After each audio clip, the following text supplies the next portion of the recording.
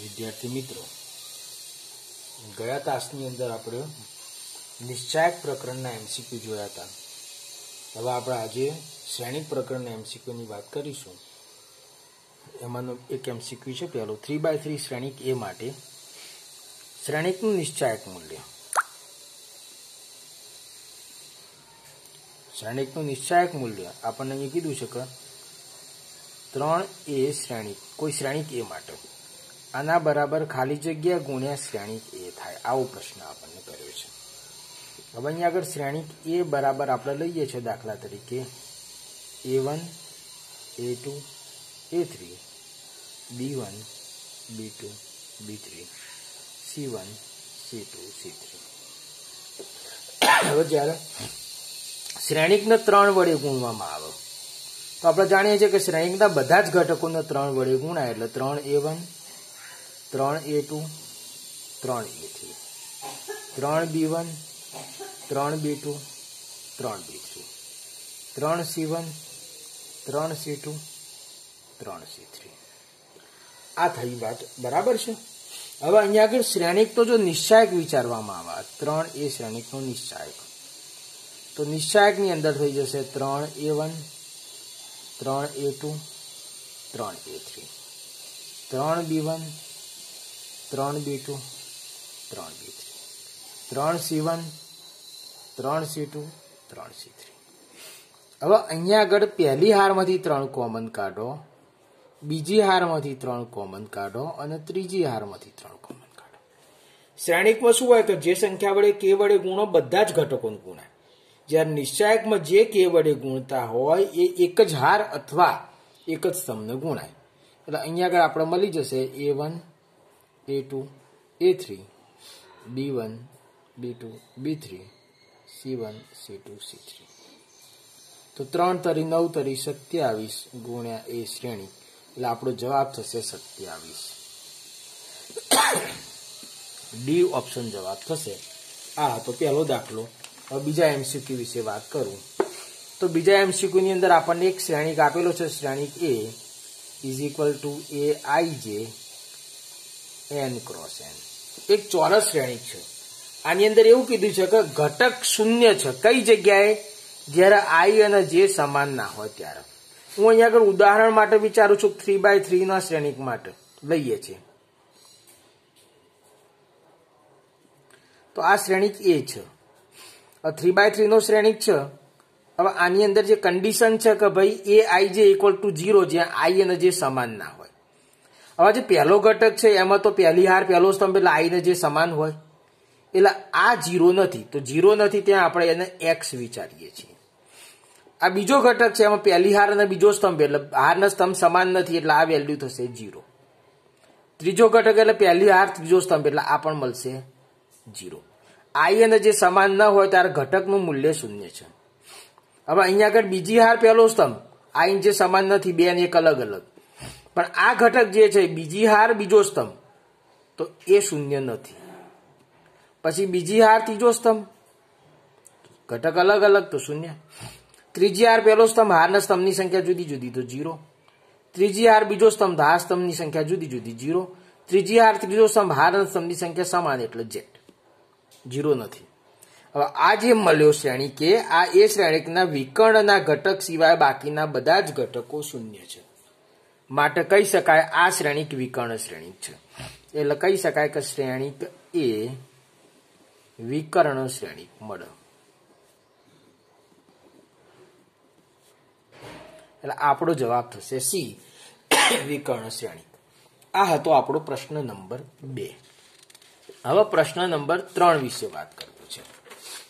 ત્રીજા પ્રશ્નની અંદર વાત કરું તો એ ઇન્વર્સનું અસ્તિત્વ નથી. કે એક શ્રેણિક આપેલો છે એના માટે કયું વિધાન સાચું છે એમ વાત કરી છે. a ઇઝ ઇક્વલ ટુ -1 ગુણ્યા i3 a² બરાબર i અને એ વિકર્ણ શ્રેણિક છે. સૌથી પહેલા વિકર્ણ શ્રેણિક ક્યારે થાય? કે જ્યારે વિકર્ણ સિવાયના બધા ઘટકો 0 હોય. વિકર્ણ તો આર્યો, તો વિકર્ણ સિવાયના બધા ઘટક 0 છે? ના, આના 0 નથી. અને વિકર્ણના ઘટકો 0 સિવાયના 0 હોવા જોઈએ એ પણ નથી. એટલે આપણો આ ઓપ્શન તો સાચો છે જ નહીં, દેખાય છે. હવે વાત થઈ 3 ઓપ્શનની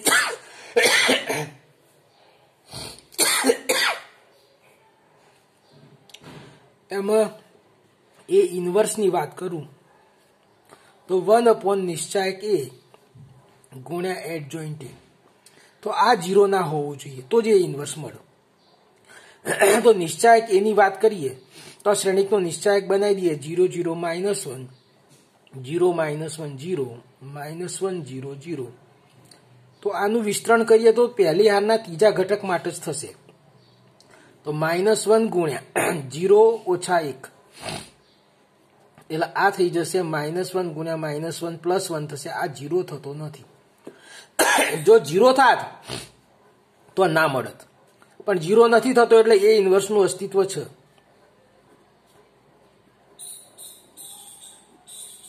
એટલે આ વિધાન પણ ખોટું થઈ ગયું. એ બરાબર -1 ગુણ્યા I3. તો આમાંથી હું -1 કોમન કાઢું તો શ્રેણિક બની જશે 0 0 1 0 1 0 1 0 0. પણ આ I3 નથી એટલે not equal to -1 into I3. માટે આપણે એવું પણ કહી શકીએ કે આ જે વિધાન છે એ પણ ખોટું છે.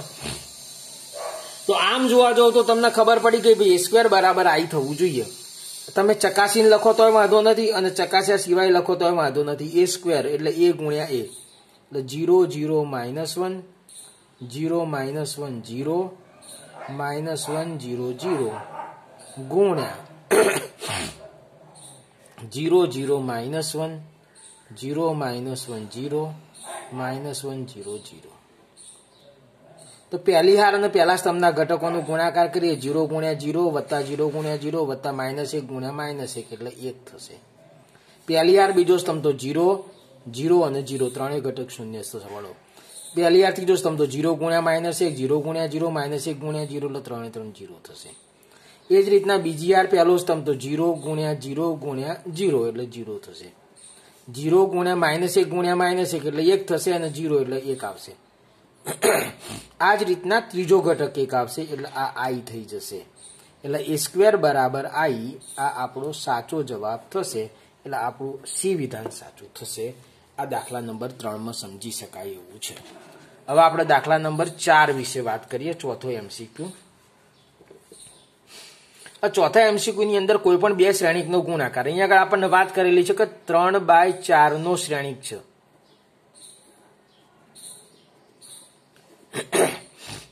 શ્રેણિક એની કક્ષા છે 3/4 એટલે 3 હાર ને 4 સ્તંભ બરાબર છે. માટે એનો પરિવર્ત શ્રેણિક કરીએ તો એની કક્ષા શું થવાની તો કે 4/3. કારણ કે હારના સ્તંભમાં તમે ફેરવો તો હારની સંખ્યા હોય સ્તંભની થઈ જાય, સ્તંભની સંખ્યા હોય હારની થઈ જાય. એટલે જે 3/4 હતું એનું 4/3 થશે. હવે આ શ્રેણિક સાથે બીજો કોઈ શ્રેણિક બી ગુણાકારમાં લેવો છે બરાબર. તો 80 ના સ્તંભ એ જે શ્રેણિક આપણે ગુણાકારમાં લેવો છે એની હાર હોવી જોઈએ. એટલે કે 80 ગુણ્યા બી માટે જુઓ 80 નો સ્તંભ એ બી ના હાર થાય એટલે બીના હારની સંખ્યા કેટલી થવી જોઈએ 3. એટલે બી ના હાર કેટલા તો કે 3. આ એક વસ્તુ આપણને મળી ગઈ. એવી જ રીતના કીધું છે કે બી ગુણ્યા 80 પણ વ્યાખ્યાયિત થવો જોઈએ. તો બી ગુણ્યા 80 માટે તો બી ના સ્તંભ એ 80 ના હાર થવા જોઈએ.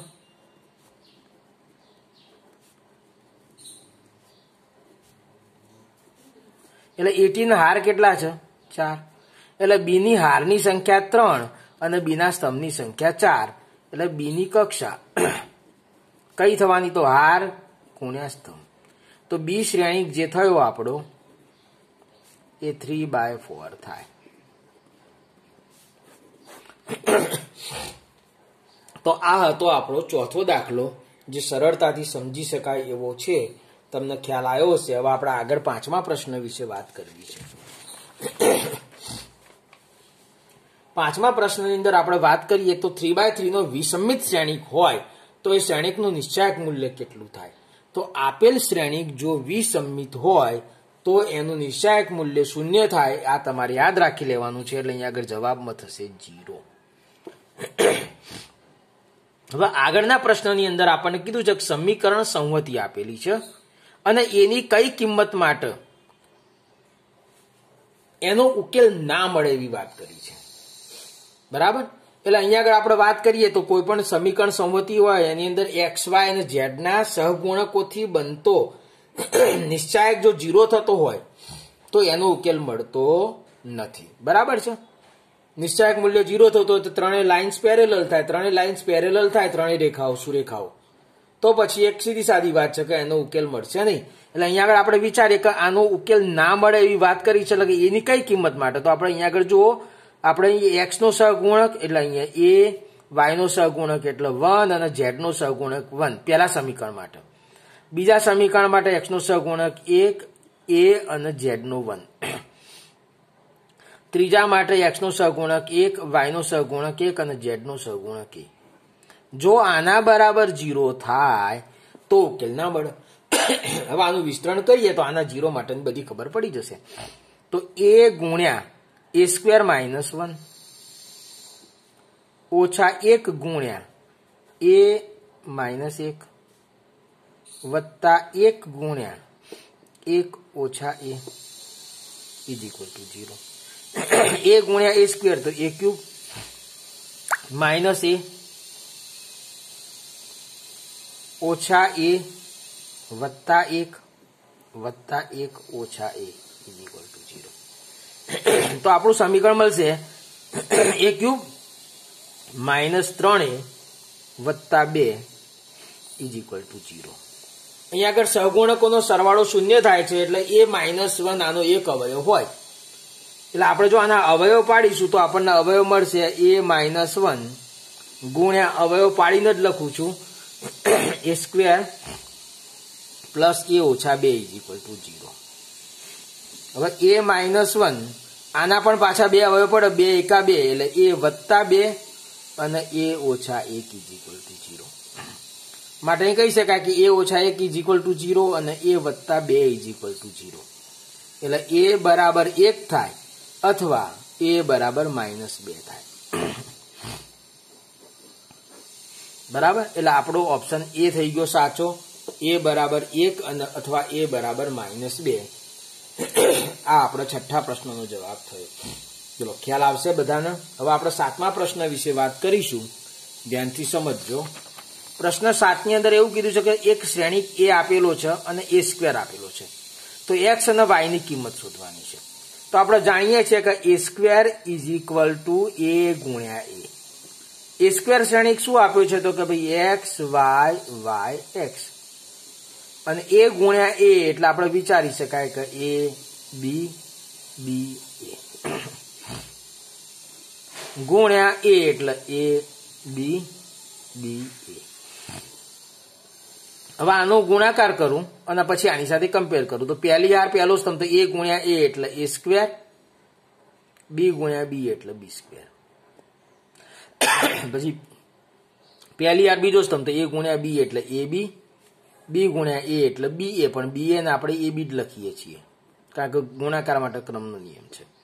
પછી બી ગુણ્યા એ એટલે એ બી અને એ ગુણ્યા બી એટલે પ્લસ એ બી, બી ગુણ્યા બી એટલે બી સ્ક્વેર અને એ ગુણ્યા એ એટલે એ સ્ક્વેર. તો આ થઈ ગયું એ સ્ક્વેર પ્લસ બી સ્ક્વેર 2ab અને એ સ્ક્વેર પ્લસ બી સ્ક્વેર.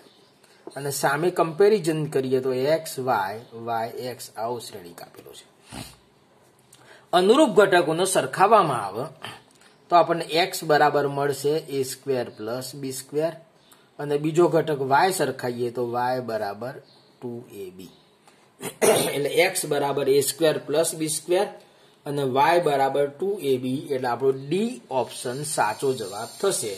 સમજી શકાય એવો પ્રશ્ન છે, ધ્યાનથી સમજજો. ફરીથી જોવું પડતો જોજો. બરાબર છે, અગત્યનો દાખલો કહી શકાય.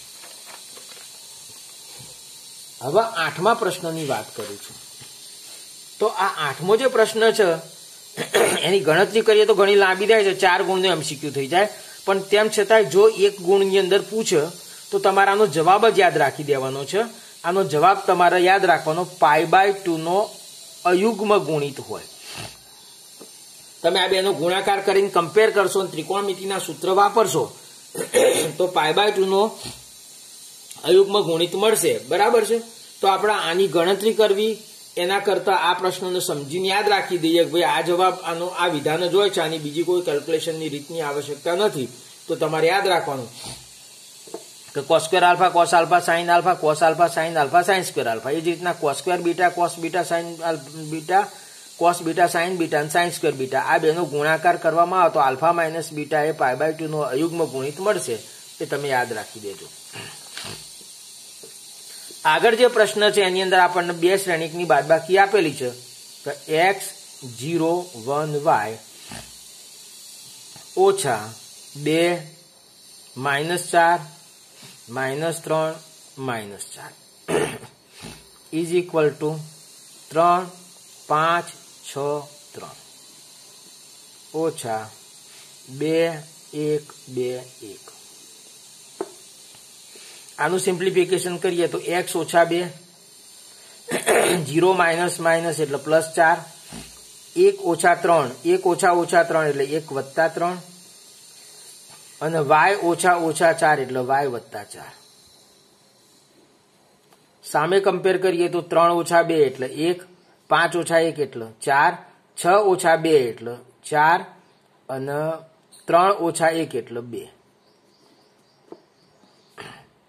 એટલે અહીંયા આગળ આવું થયું x માઇનસ 2 4 4 અને y plus 4 is equal to 1 4 4 2. હવે અનુરૂપ ઘટકોને સરખાઈએ. ચલવાળા ઘટકો આ અને આ 2 છે, બાકી 4 4 ને 4 4 તો સમાન જ છે.